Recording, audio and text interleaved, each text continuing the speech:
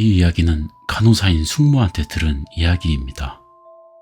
숙모가 아직 간호사가 된 지 얼마 안 됐을 무렵 제일 힘들었던 건 야간 근무였다고 합니다. 밤중에 정시에 순찰을 돌거나 병세가 급변한 환자에 대응하는 등 꽤 할 일이 많았다고 합니다. 몸이 아직 적응하지 못해서 졸음이 오고 야간 병원은 아직 신입인 숙모에겐 좀 버거웠대요. 늘 그렇듯이 병실 하나하나를 둘러보면서 3층 병실을 지날 때 한 환자가 상반신을 일으키고 멍하니 창문을 바라보는 걸 깨달았대요. 80살이 넘은 할아버지 환자였는데 숙모가 말을 거니 할아버지는 싱글벙글 웃으며 말했대요. 오늘은 노자키 씨가 야간 순찰 아닌가? 숙모는 또 이러시네 하고 생각하며 할아버지를 침대에 다시 눕혔습니다. 올해 이 병동에 일하기 시작한 뒤로 노자키 씨라는 간호사의 이름을 환자들한테서 듣게 되었습니다. 공통점은 일단 평판이 좋다는 겁니다. 환자한테 당신보다 노자키 씨가 더 좋다는 말을 듣고 울컥한 적도 있을 정도라고 하시더군요. 다만 석연치 않은 점은 적어도 숙모는 노자키라는 선배를 본 적이 없다고 해요. 그래도 아직 신입이었던 숙모는 아직 만나지 않은 선배도 있었기에 크게 신경 쓰지는 않았대요. 간호사 대기실로 돌아온 숙모는 잡담을 나누면서 선배에게 노자키 씨가 누군지 물어봤는데 그러자 선배 간호사는 서류를 정리하면서 귀찮은 듯이 대답했대요. 아, 노자키 씨 말이지. 전에 여기에 근무했었는데 작년에 죽었어, 수주로. 여러 사정이 있었던 것 같아. 숙모는 오싹해졌답니다.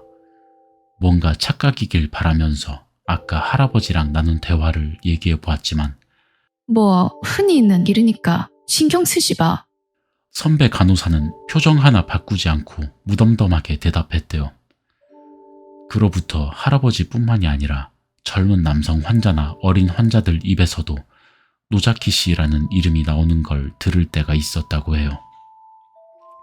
처음에는 환자들한테 노자키 씨 이름을 듣는 것만으로도 너무 기분이 나빠져서 일을 그만둘까 고려해 본 적도 있었다고 합니다.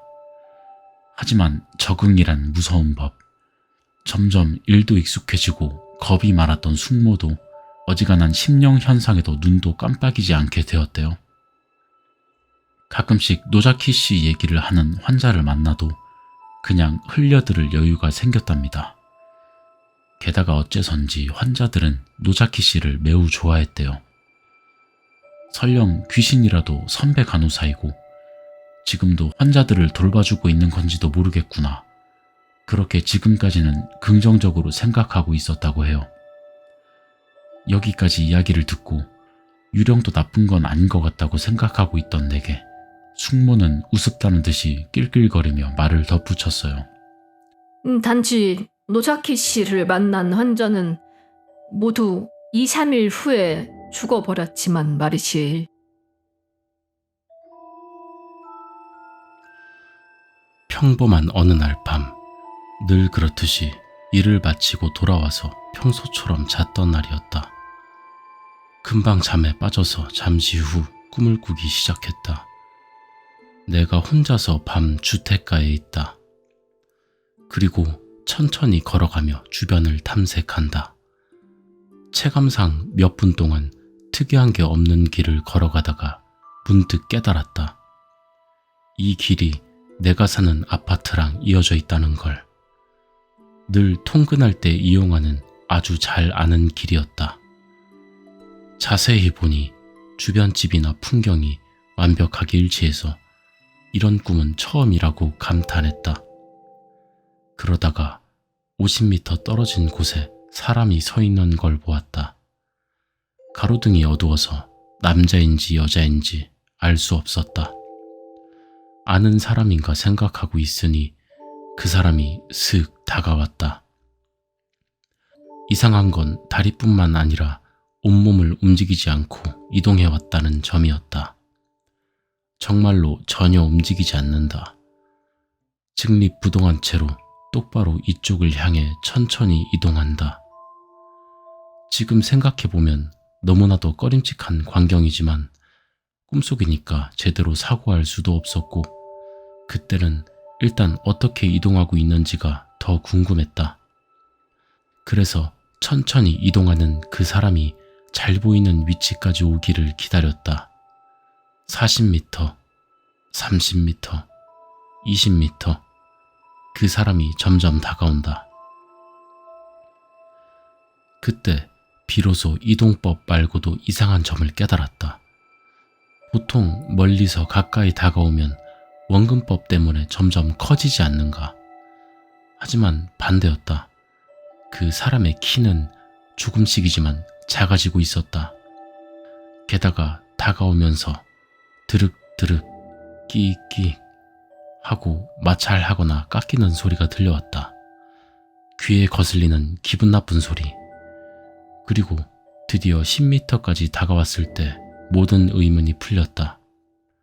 그 사람은 아마 여자였다. 하지만 더 이상 사람이 아니었다. 머리카락은 헝클어져 있고 얼굴은 보기만 해도 끔찍할 정도로 파랑 멍투성이인데다가 형체를 알아보기 어려울 정도로 부어 있었다. 옷은 너덜너덜한 소복을 입고 있고 온몸이 밧줄에 묶여 있었다.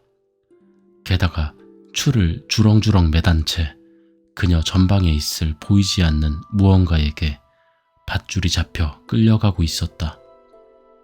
그게 평행이동처럼 보였다. 그리고 키가 작아지는 이유랑 알 수 없는 불쾌한 소리의 원인. 상상해보라.